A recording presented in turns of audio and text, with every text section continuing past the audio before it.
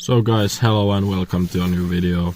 Today we are going over INPA, the most effective BMW diagnosis tool. So, basics. What's INPA? INPA is a diagnosis program that's very useful on E-Series BMWs.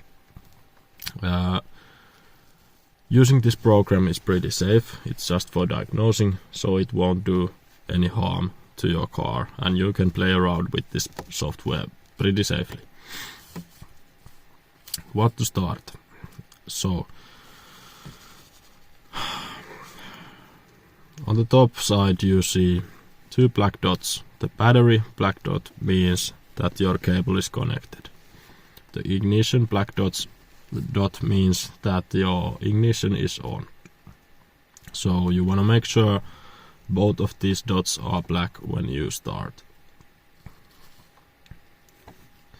So on the left you can see different car models, so E8, E89, 87, 46, 65, whatever car you have. If your car is not on the list, you can check Shift plus F9 and look up in here. Here's pretty much all the other cars you can diagnose with INPA. There are also different configurations of the software, so your opening site might not look exactly the same as mine, but nevertheless they all work the same manner. So I have an E90, so let's go to F9. Here we have E90.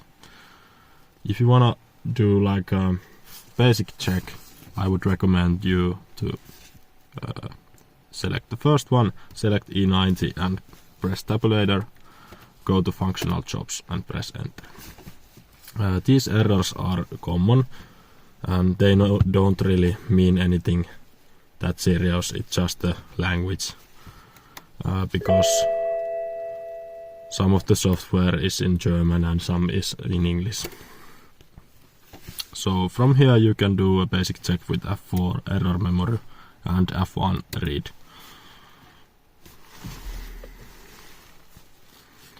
This shows you that most of the ECUs seem to be in no error stored condition, and there's something in a few ECUs. So we can go always back with F10 and end this. Now I'm going to show you another way to do this. So here's a list of different parts of your car. You can go to engine and choose your engine. I'm operating on a 320 diesel, so I'm going for DDE 6.0 and some errors. And from here you can do different things. Check the error memory. Why I prefer looking error memory from here is that you can see it like you can see a lot of different things from here. You can see like outside temperature when the error occurred, engine temperature, stuff like that. It's just more precise. Then you can read status. What this means is there's different values that you can look up. For example, I'm pressing the clutch now it's off, and brake, and so on. And there's a lot of things. I'm not going through all of them, but you can freely scroll this and see what's there. Then the activate part. So let's go to the activate one with F2. Here's different things. For example, with F5 you can activate your glow plug relay, and that means you can activate the relay from here, and you can check if your plugs are working correctly or not. That's pretty useful. There's a lot of other useful things also here.